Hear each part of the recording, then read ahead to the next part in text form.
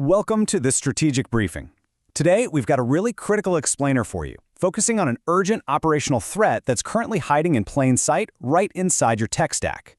We're talking about the massive financial impact of generative AI tools on enterprise budgets. Look, companies everywhere are suddenly realizing that the incredible coding speed these AI tools promise, well, it's coming with a huge, completely unpredictable price tag. So we're going to unpack exactly what's going on, why the pricing models have completely shifted beneath our feet, and most importantly, how you can actually protect your operational expenditures. Let's get right into it. Here's our roadmap for today's explainer. 1. The OpEx warning sign. 2. Flat fees versus token sprawl. 3. The hidden cost multipliers. 4. Enterprise mitigation strategies. And finally, 5. The big ROI question. Starting off with Section 1. The OpEx warning sign, and a close look at Uber's budget burnout. To really understand this, let's look at a real-world case study that is absolutely sending shockwaves through the tech industry. Uber, a tech giant that severely miscalculated their AI deployment across their engineering teams. Think about this, 4 months. That is literally all it took for Uber to completely burn through their entire AI budget. But here's the truly wild part. They didn't just burn through this year's budget. In just 120 days, Uber exhausted the entire AI budget they had allocated for the year 2026. They spent in 4 months what they planned to spend over a year and a half. You've got to ask, how does a highly sophisticated company miscalculate that badly? Well, it really boils down to individual usage spikes, and under current pricing models, these are practically impossible to forecast. Uber's own chief technology officer, Pravesh Napali-Naga, actually confirmed that he managed to rack up $1,200 in a single 2-hour coding session. I mean, that is one seriously expensive couple of hours, right? Over $1,000 just evaporated in 120 minutes by one single power user. When you scale that kind of potential spend across a massive enterprise, you're looking at a recipe for financial disaster. And it's the sheer scale of adoption that drove this burnout. Uber has a massive $3.4 billion total R&D spend on the books for 2025. By March, a staggering 95% of their engineers were already using AI tools on a monthly basis, and 70% were actively committing AI-generated code. Now, the costs attached to this are just eye-watering. While the average AI tool cost was sitting around a manageable $150 per engineer, those power users, the ones leaning heavily on the tech, they were racking up costs of up to $2,000 each. It completely destroyed their financial forecasting. Which brings us to Section 2, flat fees versus token sprawl. Let's look at the root cause of these fiscal overruns. Because let's be real, the Uber story isn't an isolated incident. It is a symptom of a fundamental architectural flaw in how these tools are priced. On one side, we have the old standard, seat-based pricing. It's the buffet model. You pay a predictable fixed investment per developer, say a $20 flat monthly fee for something like GitHub Copilot Pro. If you've got 1,000 devs, you know exactly what it costs, $20,000. It's safe and it's predictable for OpEx. But the new reality for advanced tools like Claude Code is token-based pricing. Here you're charged per token, which basically translates to the volume of text and code being processed. It's an unpredictable variable cost that scales infinitely with compute usage. There is absolutely no ceiling.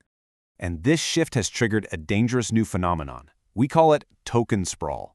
It's the exponential and honestly often completely unmonitored accumulation of AI API costs as developers generate, refine, and prompt massive amounts of code.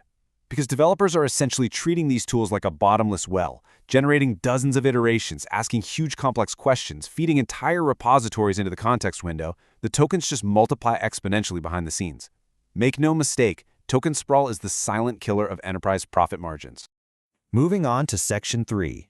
The hidden cost multipliers. Why prices are skyrocketing, not dropping. You see, a lot of executives approve these AI budgets under a very specific assumption. They figured, like cloud storage or traditional compute, the cost of AI would naturally drop as the tech matured. Well, the reality absolutely shatters that myth. With legacy models like Claude Sonnet 4.6 or GPT 5.3, we were looking at a baseline 1x cost multiplier. But as models get more advanced, those token multipliers are scaling astronomically. A supposedly cheaper model like Gemini 3.5 Flash carries a 14x multiplier. And when the projected premium versions hit like Gemini 3.5 Pro, we're looking at a staggering 30x multiplier. Even Anthropic's highest-end models like Opus 4.7 already sit at a 15x multiplier. The API prices are climbing, which means every single prompt your developers write is becoming exponentially more expensive. The macroeconomic reason behind these price hikes is actually pretty simple. The AI providers are under immense financial strain themselves. Recent reports show that OpenAI's revenue growth is actually missing their investor targets. Their revenue is lagging way behind their user growth. Because these companies have sold this incredible hypergrowth story to their investors, there's immense pressure to maintain or even raise usage costs just to hit those targets. Long story short, the era of cheap, subsidized AI compute is over. So what do we do about it? That's Section 4, Enterprise Mitigation Strategies, and a look at Microsoft's aggressive playbook. How are the smartest players in the room reacting? Microsoft, a company obviously heavily invested in AI, recently took some really drastic action internally. Step 1, they realize you can't just audit once. Companies have to establish real-time monitoring and set hard token limits against fiscal goals to ensure the math actually works. When they saw the cost spiraling, they moved to Step 2. They made the tough call to abruptly revoke expensive, token-based licenses like Claude Code from thousands of their own developers in their Experiences and Devices division. These devs only had access for about 4 months before the plug was pulled. Then, Step 3. Microsoft forced a massive internal migration back to flat-fee tools, specifically GitHub Copilot CLI. They literally traded the absolute bleeding-edge capability of a token-based tool for the OpEx safety of a seat-based, flat-fee tool.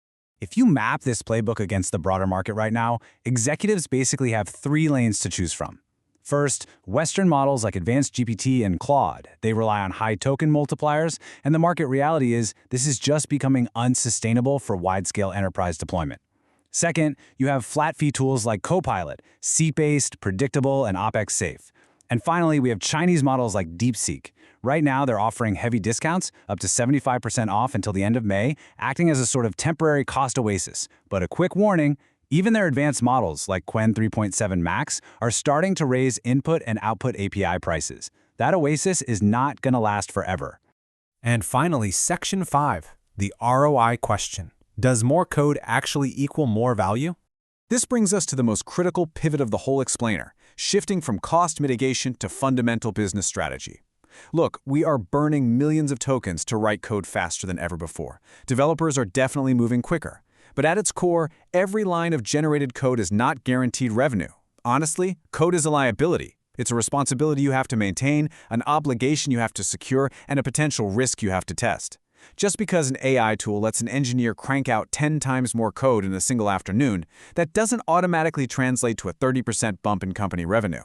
Which leaves us with this final provocative thought to take back to your boardrooms. As you monitor those token budgets and navigate this wild shift from predictable flat fees to totally unpredictable usage costs, you really have to ask yourself, is generating more code actually generating more value for your enterprise?